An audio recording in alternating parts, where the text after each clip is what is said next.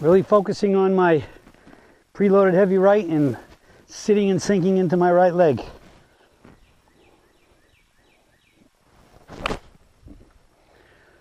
Hello, Serge here from the Backyard Driving Range.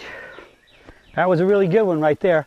I think if you really watch it, you might even be seeing that this is giving me a little bit more clip head speed, because now I got better I load, the more I can push off, which helps my body moving faster is going to help speed my arms faster. Okay, two-part question here. I got two questions from two different folks, basically on the same topic. So I'm going to start off with the first question. This comes from William Angel, and William says, please refer me to the sessions that clarify the difference between vertical and rotational swings. Bill Angel. Okay, Bill, the best way to do that is every time I start talking about vertical or rotational, I'm going to talk about both of them. So there's umpteen of them in there. I think we're up to something like 14 or 1,500 dailies. The best thing for you to do is at the top of the video page, there should be a box that says search. Just put in there vertical/rotational, rotational, vertical, or either word, and it's going to start just bringing up, it'll bring up the lists and lists of them, and you can just start going and check it out. But I mean, it's just like I say, pretty much it's about anytime anybody asks a swing question, there's going to be something about alignment in it. Probably 95% plus of the time, unless the question is so specific about one point, I don't go there. But if it's like, hey, what am I doing wrong? Alignment's pretty much going to be there. Just as much as like left knee kicking too much and turning too much and getting too long. Okay? So the best thing is use that search engine. And again, sometimes it works, it does good to just go and put a question on a blog, and there's some Surgites out there that got these things memorized and they got them codified or whatever, and they can probably actually tell you, and they might even put some up there for you to click to put you the link that'll take you to the one you want. But the best way, just go to the search engine. I mean, like I said, there's like, last I heard, it was like at least 1,400 dailies in there. Okay? So, William and anybody else, if you want to just start checking things out, the search box is great. Okay? Now that leads me to today's big question. This one comes from John Brennan. And I like this because John's bringing out some points. He watches the Golf Channel. Who doesn't, right? I mean, back when it first started, I was the second, if not the second or third, but I think I was the second guy to ever appear on Golf Academy Live with Peter Kessler way back in the early days. I mean, like I said, I was the second guy on Academy Live, third at the most, but I think I was second. And I was on Golf Academy Live 4 times, 3 with Peter and 1 time with another professional, and so I go way back to when the Golf Channel just started. And he's talking about the Golf Channel, and he makes some good points that refer directly to the peak performance swing, the body-friendly swing, and how this is the body-friendly swing because we get rid of back issues and other issues. We don't create them. And he starts off by saying, it's titled Injuries. Your message was, he says, I was watching Golf Channel and Fred Couples was being interviewed. After the interview, the show went back to the Golf Central talking heads. The focus of their conversation was Fred and, of course, his easy, relaxed golf swing. The drones went on, and these are his words, not mine. The drones went on and on with this for a while, and one of them said, quote, with that great swing of his, what would his record be if he didn't have all those back problems? End of quote. Good question, but also failing to address the fact that maybe his swing is the cause of his back problems. I think this is John back talking here now. Not enough space here to list all the golfers who have had serious back problems. How much proof do they need that the full rotational swing is not body friendly and will wreak havoc? This is, of course, definitely John speaking. I want to read that again because I like what it says. Not enough space here to list all the golfers who have or had serious problems. Not how much proof do they need that the full rotational swing is not body friendly and will wreak havoc. But yet it's the only swing which is shown on the Golf Channel's instruction shows, and majority of teaching pros continue to teach it. The title of their teaching program should be called How to Hurt Yourself in 5 Easy Lessons. Hell, you can do that, how to do it in 1 lesson. Okay? So, yeah, John, I appreciate this because it's kind of like I've always been asking all of you, I need help to get this message out there. I need help for y'all to find me golf instructors that have an open mind and are looking for a better answer. And one of the best ways to hopefully get the golf instructors in your area is to say, hey, I would love to take lessons for you, but I'm a surgeite. I've gotten rid of my back problem. I have seen you teach. I've talked to people who took lessons from you. You teach rotational. Those people you taught have bad backs. I had it. I got rid of it with the peak performance swing. I would love to take lessons from you if you would learn the Peak Performance Golf Swing. And there's a lot more surgites here that'll come to you too. You ought to go check it out.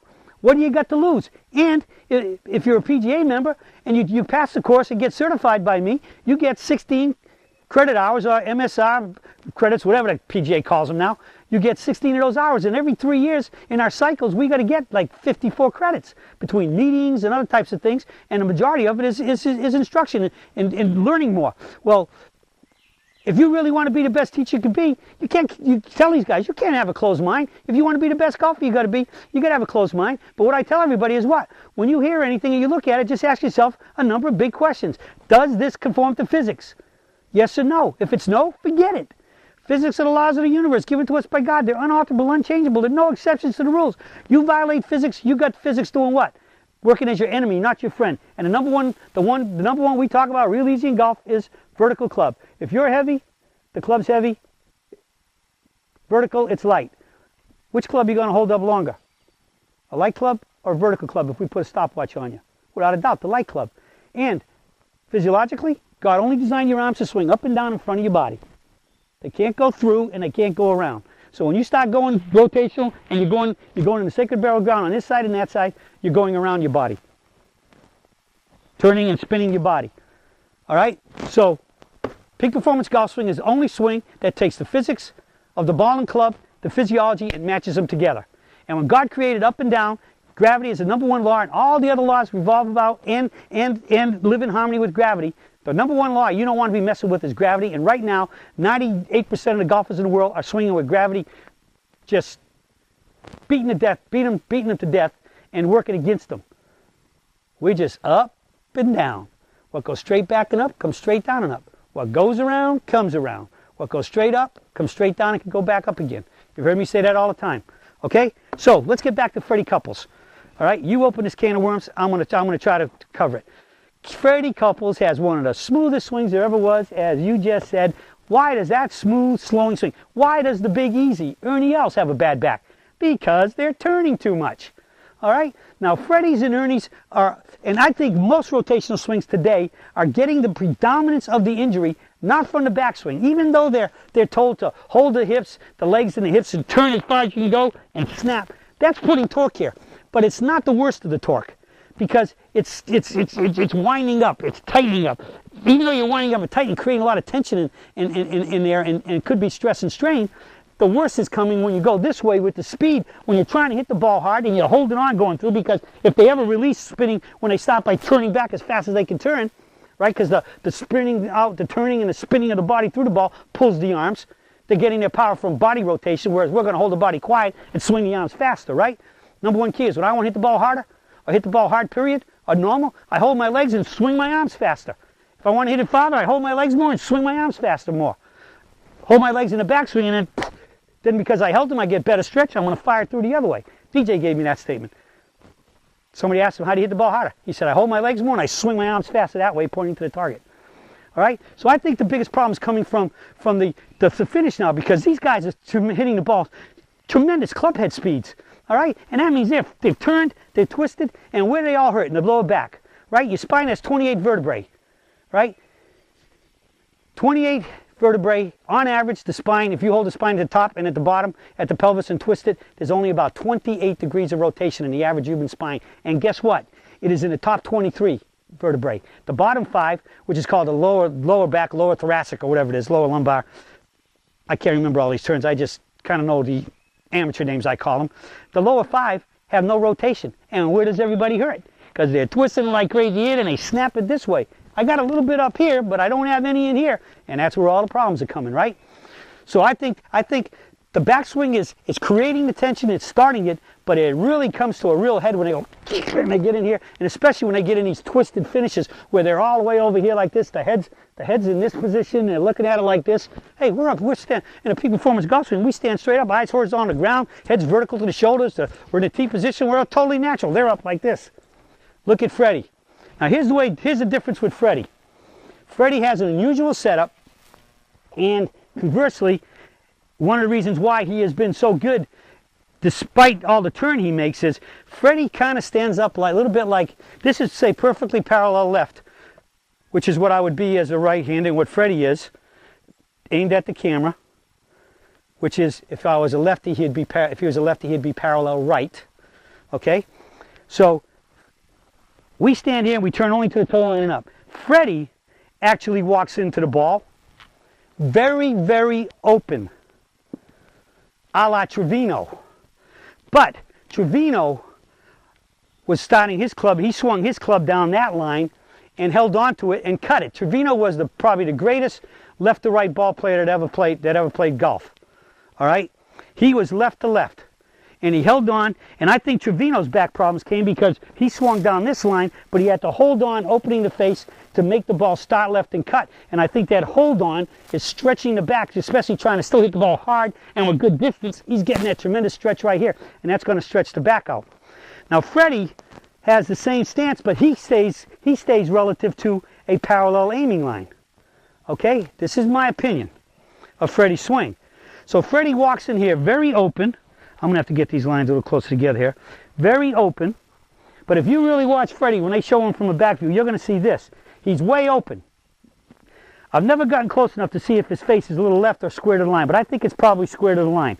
Freddie turns, he starts the club, which from this alignment, with his feet, appears slightly outside, and he turns to a point where his upper arm would be effectively parallel over his toe line if he were parallel left. Because you watch him, he comes to right here and he's here. And then he swings straight down that line. So that's why he's got that loopy looking backswing. Jim Furyk kind of does that. But Jim Furyk does it from a parallel position. He takes it outside, turns to the toe line, and swings straight down. Everybody says that's the goofiest swing on tour. I'll tell you what, that's a peak performance golf swing. He never gets behind the toe line. Trevino never got behind his toe line. And neither does Freddie Couples. All right? Furyk does not have a big turn.